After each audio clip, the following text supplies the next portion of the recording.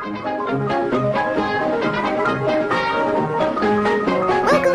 to Kitch at Home, show 21.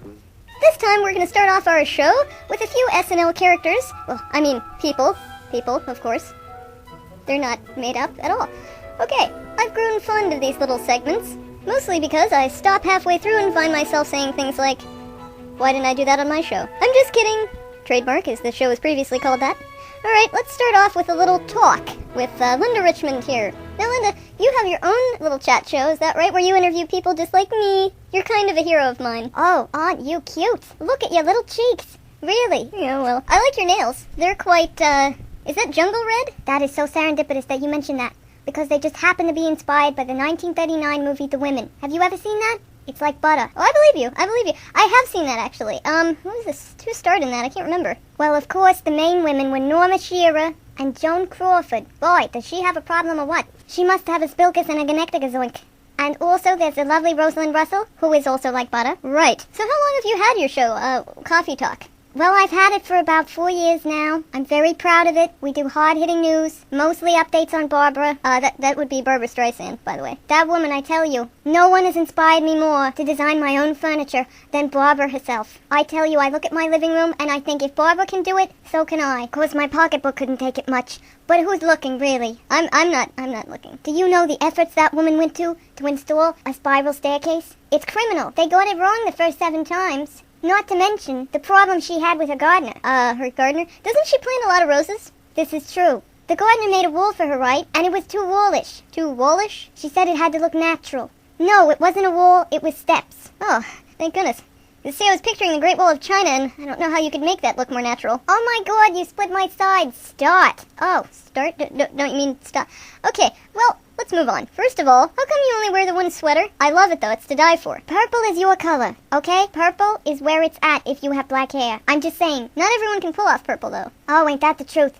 I saw this woman, what I'd like to choose to believe was a woman, in the shopping market the other day. Oh, from head to toe, I kid you not, this woman was dressed in orange, lime green, and just to finish us off, a huge purple bow in her hair. I am not kidding. Well, I wish she were. Where was she? She was buying bread. Of all things, her thighs did not need more bread. Yeah. So, have you conducted any good interviews lately? Well, I have a lot of call-ins, and not all of them are prize winners, let me tell you, Bubba. But this poor man, just thinking about it, after 36 years of happy marriage, his wife died. I'm getting a little verklempt. Talk amongst yourselves. I'll give you a topic. The movie Walking Across Egypt was neither about walking or Egypt. Discuss. Oh, Linda, are you okay? Are you alright? Kinda passed.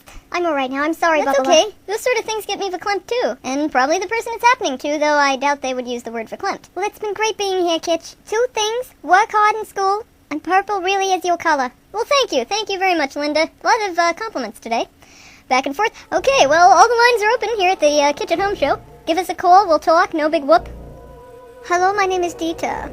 Dieter, we've been expecting you. Or Dieter, or whatever. The D-Man. Hi, how are you? How do you say hi in German? Or, hello. Not the other aisle thing, but the, hello. Yeah, how do you say that in German? Hello. Alright, we can come back to that. Okay, well, some people are saying you're not relevant anymore. So, I mean, that's really a big accusation. So let's see how you compare to the modern world here, to today. My personal feeling is that today is better than tomorrow, and tomorrow is better than today. I will take my lunch break to work that out, okay. So what have you been up to? Well, of course, I have my wonderful TV show that is live in Germany called Sprockets. Sprockets, yeah, I think I caught an episode once. Ah, and on our show we end it with dancing. Yeah, that's... Ellen DeGeneres dances on her show, and she even goes up in the audience and everything. That's most generous of her. She even gives away money on her show sometimes. Is that so? Well, I would say if you have to pay someone to watch your show, it's not worth having. Okay. You're a big art lover, right? You dabble in all of the arts, correct? I don't know what accusation that is, but I do dabble in something. Is it the arts? Thank you for asking. It is, as a matter of fact, I have just completed a series of paintings made off of the idea of a geode. Of a what? A gem. A who? A mineral. I'm sorry, I'm still not quite getting that. A rock. Oh, a geode rock. Yeah. Oh, yeah, they have some neat patterns. Exactly. It is an abstract art piece of mine. It is most bizarre. And so are you. Well, abstract painting is actually rather modern, so, that's what I thought. So what other hobbies do you have? Well, I was just given a camera for my birthday by my lover, and so I took a snapshot of me running the camera. That would be akin to a selfie. That's what we call a selfie, then. Well, I don't. Other people. I've heard of it. Also, I took a picture of my left sock. It was just entitled Getting Ready. Alright, well that would be similar to Instagram then. You know, where people take pictures of Nile things and, you know, put a filter on them. Did you put a filter of any kind? No, my sock doesn't have any flaws. Right. I'm also thinking of making a book called Where's Hitler? Where all the men in the book have tiny mustaches. The trick is you have to identify the real Adolf by his quizzical brow. That's also been done before. A little book called Where's Waldo, folks. I've not heard of this Waldo. Where is he? That's you have to find. You're also into music, right? Das ist wahr. Subtitles, please? Okay.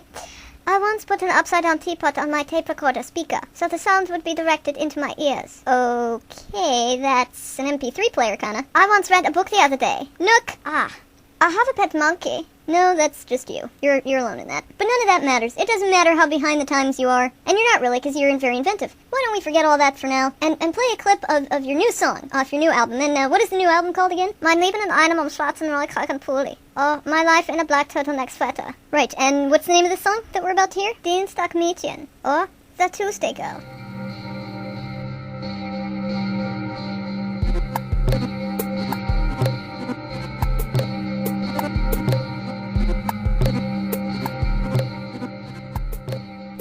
Alright, well, that was most bizarre.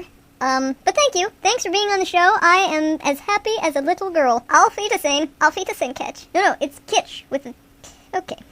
Alright, next calling in, the British American Theatre Alliance presents Theatre Stories with your host, Kenneth Rhys Evans. Hello, I'm Kenneth Rhys Evans, and welcome to another episode of Theatre Stories.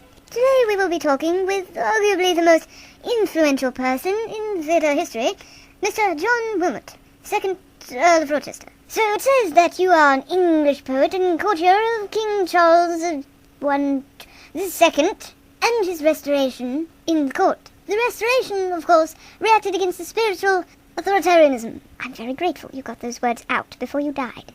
So am I, Wilmot. So, your upbringing was in Oxfordshire on April 1st, 1647. I'm afraid that's when I was born, not raised. Well, if you're going to split hairs, I think everyone would agree that the moment that you're born, you are well on your way to being raised. One would think so, but no. You attended grammar school.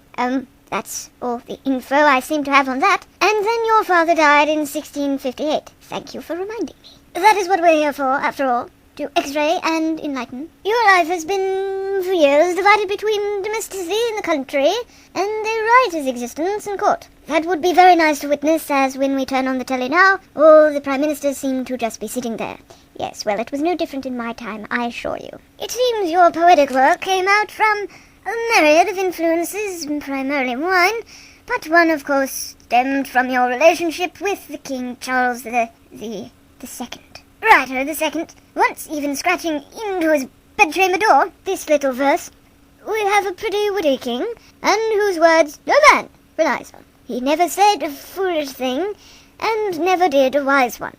Memories. It makes me smile even now. Yes, but that is rather old, so perhaps we should move on to a... Excuse me, it seems that my legs are crossed and paralyzed. Just give me a moment while I uncross them. There we go. So you've written a new poem for us that you're going to read today, correct? How much time do we have left? 1 second? Yes, actually we have about 1 minute left, so you might want to speed it up. Here is a little poem I wrote, entitled If I Was Sick. I'm struck with ailments often, so I spend a lot of hours on my back writing poems. This one is about denial. Very good, go on. If I was sick, I know how I'd feel. I'd probably wish to cut a deal. I'd swap 3 sick days for 3 days well. But I'm not really sick. Can't you tell? If I had a cold, I'd be blowing my nose. My hands would ache, and so would my toes. My eyesight would blur, and my stomach would churn. I'm not really sick. There's no need for concern. Just because my head and temples ache, and it takes more than an hour and a half to wake, you mustn't just assume that I'm under the weather, or that I'm somehow nearing the end of my tether.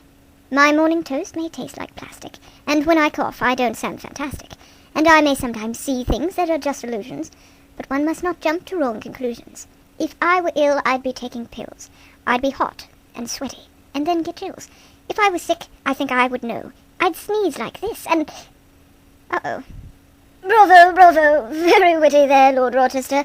The second. Until next time, this has been Kenneth Rhys Evans with Theatre Stories. I think I'm going to have to lie down now. Are you sick? Just of you. Alright, audience, we will now be joined with Simon, a young lad who shows drawings from his bathtub, the world's most infantile art exhibit. He is a friend and a playmate of mine and my other wolf siblings. Yes, my last name is Wolf. W-O-L-F. So without further ado, let me introduce some of my family so we can then proceed to picture swapping with our dear mate, Simon. This is Brownie. She is 10 years old.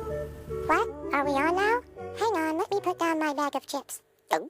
Hello. This is Clifford. He is 7 and an avid baseball player. Actually, did Mom ever get that grass stain out of your knee? Not really. There was one on my cap, too. On your hat? What did you do? Rub your head on the field? No, I dropped it, okay? Alright, but Mom's gonna kill you. And last but not least is my very little sister's socks, spelled S-O-X for all who would like to know. Hey, that's how the Red Sox spell it.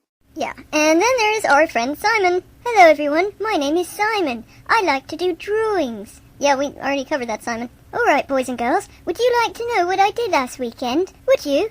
Would you? We were with you, Simon. I'll say it. Brownie, we talked about this. Sorry. You eating again? I've never seen anyone take a Snickers bar into the bathtub before. I used to take food into the bath. That is until one day my daddy came in and caught me. He was ever so mad. As a matter of fact, he sent me to bed without my supper that night. And a few after that. That happened to me once over vegetables. You wouldn't eat them? No, I ate too many and got sick. How did we get on the subject of vegetables? You guys, this is how we are, folks. Anyway, Simon, would you like to, right, today we're going to look at what we all did together last weekend through drawings. We went to the Pittsburgh Flight Training Center and learned how to fly a helicopter. Do we have our pictures? Ooh, me first. You can't skip ahead in line. Cheeky monkey. Hello? I'm a dog? How about we go youngest to oldest? Okay, how old are you, Simon? I'm very big for my age. Okay, that didn't answer my question. Socks, why don't you go first? I'm here. And I'm the one that likes helicopters more than anyone anyway. That's right, this was Clifford's whole idea. I personally like airplanes. But Daddy said the next time we ride on an airplane, I'm going to have to ride in the luggage compartment. But they're rather small, I don't think I could get a good night's sleep in there. Alright, that's enough of that. I'm gonna show you a drawing I did of the airport. That doesn't look like the airport. That's just a bunch of lines. Those are all the runways. Well, those runways could give you a headache. Alright, next Clifford is going to show us a drawing he did. This is a picture I drew of what it looks like when we were up in the air. Those trees are mighty close, Clifford. Well, we had just taken off. Now Brownie is going to show us a drawing, provided she hasn't eaten it. And what is your drawing about? My drawing shows the parts of the helicopter. That's the rotor mast, those are the landing skids, and there's, other stuff. Very educational, Brownie. Alright, Simon and I are going to explain our drawings last here. Simon, you go first. Alrighty. This is a drawing of my daddy saying goodbye to me and driving away from me at the airport. I told him I had wanted to fly in a helicopter so that I could be closer to Mummy, who is now with the angels. Daddy said it was alright with him, but oddly enough, he didn't tell me a time that he would come pick me up. So I waited on the tarmac for quite a long while until I eventually went home with the Wolf family, who fed and bathed me, and here I am in the bath. Daddy still hasn't called, but I'm sure he'll miss his little boy. Yeah, but if he doesn't, can you stay and live with us forever? I would if I could. Yeah, well, Simon lives in England, alright, so that's an impossibility, Brownie. Besides, he'd miss it. That's true. There's lots of nice places I've been left in England. It's my turn. This is a picture of my toy helicopter. I used to have a remote, but it broke, so now the helicopter's speed is determinant on my speed. That would work out a lot of energy. Yeah, it does. And now we're going to get out of the bath. That's right, but don't look. Are you peeking, cheeky monkeys? And we're going to dry off now and go play with the toy helicopter in the yard, okay? But don't worry, you can go ahead and watch the rest of Kitch show. Come on, Socks, come on, Clifford.